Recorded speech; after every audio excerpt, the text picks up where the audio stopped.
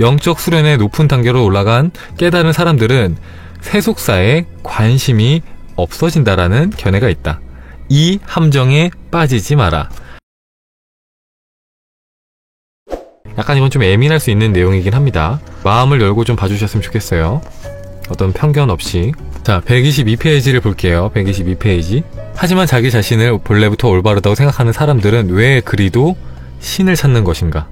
많은 경우 사랑 때문에 사람들은 신에게로 가는 것이 아니라 자신감이 없고 두렵기 때문에 신을 찾는다. 자, 그런데 신은 밖에 있는 것이 아니라 당신 안에 있는 것이 아닌가? 신의 작은 파편들이 각 생명체 안에 들어있고 신은 그런 방식을 통해서 온 세계를 다스리는 것이다. 그리스도, 마호메트, 붓다, 크리슈나, 이들 모두는 신이 그 모습을 가장 잘 드러낸 최상의 화신이다. 보통 사람들은 최상의 화신은 아니더라도 그 역시 육화된 신의 한 모습이다. 자, 종교는 지지자들에게 특히 모진 펜듈럼이어서 그들에게 세상의 행복을 포기하기를 강요한다. 일반적으로 모든 영적인 길은 고행의 길로 이어져 있다.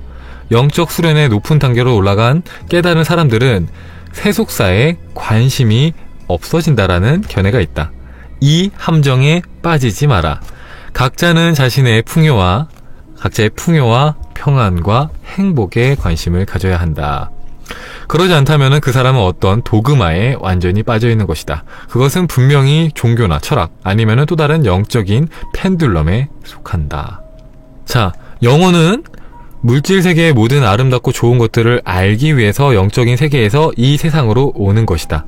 영적인 세계는 언제나 들어갈 수 있다. 매혹적인 것이 많은 이 아름답고 놀랍고 훌륭한 세계가 영혼에게 제공해 줄 수 있는 것을 박탈하는 것이 무슨 의미가 있다는 말인가? 온 정성을 다해서 신을 숭배하면 오히려 신으로부터 멀어지게 된다. 그리고 자, 129페이지를 보면은 무신론도 종교의 일종이라고 할 수가 있다라는 내용도 나오고요. 자, 그래서 이 부분을 조금만 다뤄보면은, 자, 이제 마음 공부를 계속 하셨던 분들은 신이 밖에 있는 게 아니라 뭐 교회나 절이나 성당에 있는 게 아니라 여러분의 내면 안에 있다는 것을 알게 될 겁니다. 그렇다는 것은 여러분들이 교회에 가서, 절에 가서, 성당에 가서 계속해서 신을 숭배하는 것은 사실은 여러분의 본질을 자꾸 놓치고 있는 거예요. 여러분 안에 신이 있다는 것을 부정하는 거랑 똑같은 거예요. 신을 자꾸 숭배한다는 것은. 왜냐면은 여러분의 본질이 신인데, 그쵸? 여러분의 내면에 들어가면 여러분의 신이 있으니까 여러분의 본질이 신인데 밖에서 신을 찾고 밖에서 신을 숭배한다는 것은 내 안에 신이 없고 밖에 신이 있다는 것을 믿고 있다는 것을 나타내기 때문에 오히려 신으로부터 멀어진다는 거죠. 그리고 많은 사람들이 착각하는 것 중에 하나가 영적인 길은 고행의 길로 이어지고 깨달음을 얻은 사람들은 세속에 관심이 없어진다 이렇게 알고 있는데 그 함정에 빠지지 말라고 나와 있죠. 그 함정에 빠지지 말아라. 자, 각자는 자신의 풍요와 평안과 행복에 관심을 둬야 한다. 이 부분은 레스터 레븐스 씨의 말과 전적으로 일치하죠. 그쵸? 깨달음은 결코 가난과 결핍과 고행과 상관이 없다. 물론 고행을 통해서 깨달음을 얻을 수도 있지만 그것이 필연적인 것은 아니다. 깨달음을 얻은 사람이 세속에 관심을 두지 않아야 되는 것도 결코 아니다. 그는 그의 자유에 의해서 선택을 할 수 있다. 그가 그렇게 원하면은 그 물질적인 세속적인 풍요를 누릴 수도 있고 원하지 않으면 누리지 않을 수도 있다. 전적으로 그의 자유에 달리게 된다. 그는 그 모든 것을 흔들림 없는 상태에서 할 수 있게 된다라고 말하잖아요. 그런 내용이 지금 나오고 있는 겁니다. 많은 분들이 좀 착각을 하고 있죠. 그쵸? 내가 굶고 뭐 가지지 않고 그래야지만 깨달음을 얻을 수 있다. 하지만 그것도 여러 가지 갈래 길 중에 하나의 길일 뿐이다. 꼭 그 길만이 정답은 아니다 라는 내용이고요. 138페이지를 보면은 당신의 의도가 신의 의도라면 당신의 두려움과 의심은 누구의 것인가? 마찬가지로 신의 것이다. 신은 당신에게 선택의 자유를 줬다. 당신이 원하는 것을 마음대로 선택해도 되는 것이다. 어려운 길을 선택하면 온갖 장애물을 극복하면서 어렵게 목표를 달성할 것이다. 어려운 길을 선택하면은 온갖 어려움과 장애물을 겪으면서 그 목표를 성취할 것이다.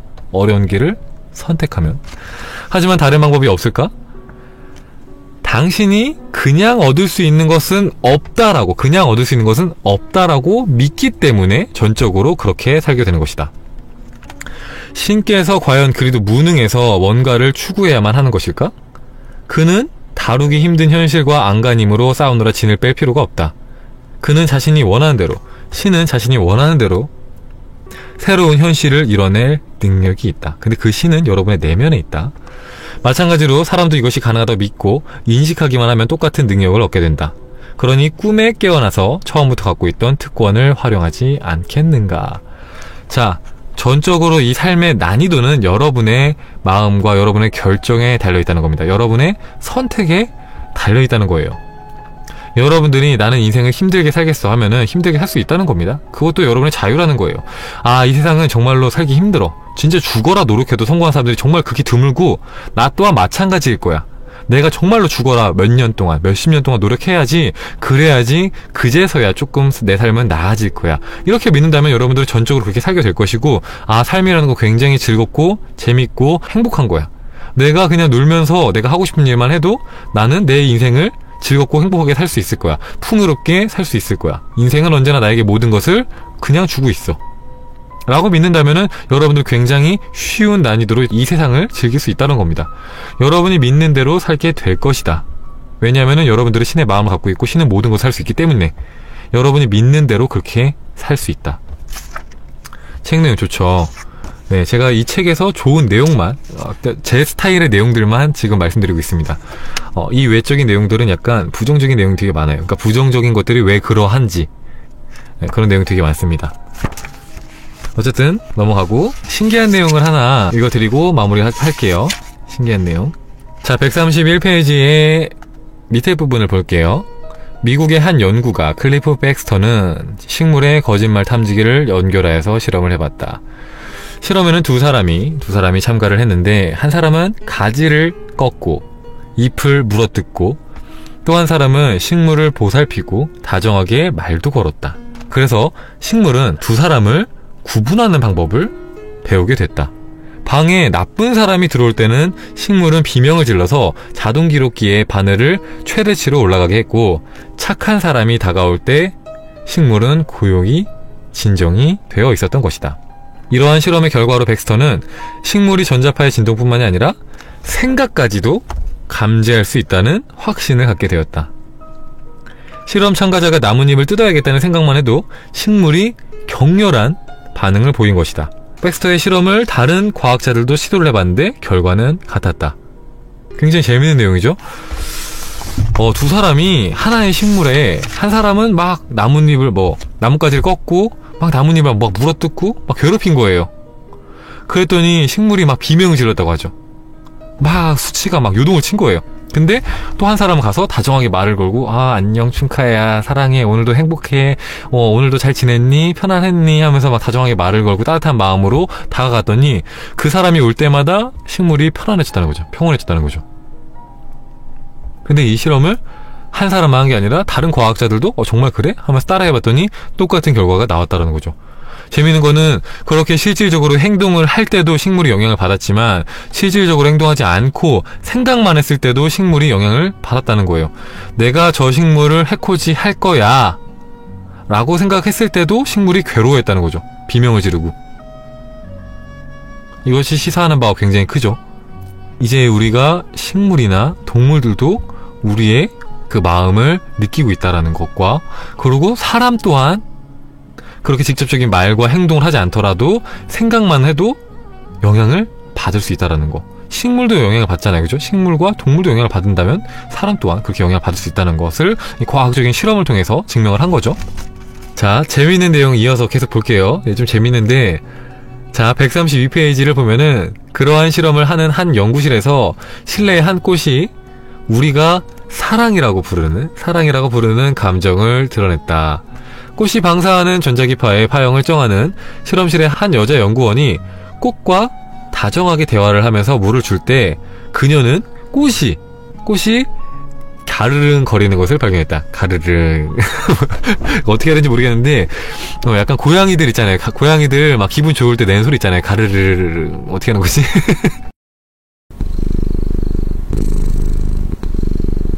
하여튼 그 소리를 내는 것을 발견했다는 거예요. 그래서 그녀가 방에 들어오자 다른 사람들이 들어올 때와는 달리 꽃이 그녀의 모습에 가득 찬 기쁨을 보였다는 거예요. 그 사람이 들어올 때 굉장히 행복해하는 걸 보였다는 거죠. 그 꽃이. 그리고 그 꽃이 질투의 징후를 보여주기 시작했을 때 연구원들은 더욱더 놀라게 되었다. 꽃이 사랑하는 여인이 다른 남자와 사랑의 유희를 시작하자 그 꽃은 다름 아닌 우울 상태에 빠졌던 것이다. 이 부분 되게 신기했는데, 네, 꽃이 이제 이 자신을 사랑해주는 여자와 사랑에 빠져서 이 여자가 다른 남자와 사랑을 나누는 걸 보니까 우울함에 빠졌다는 거죠. 자, 식물뿐이겠는가 여러 연구를 통해서 DNA조차 원시적인 반응력을 가지고 있음이 밝혀졌다. 스펙트럼 측정기로 측정한 DNA 분자는 구조적인 정보뿐만이 아니라 놀랍게도 DNA의 기본에 대한 정보까지도 포함하고 있었다.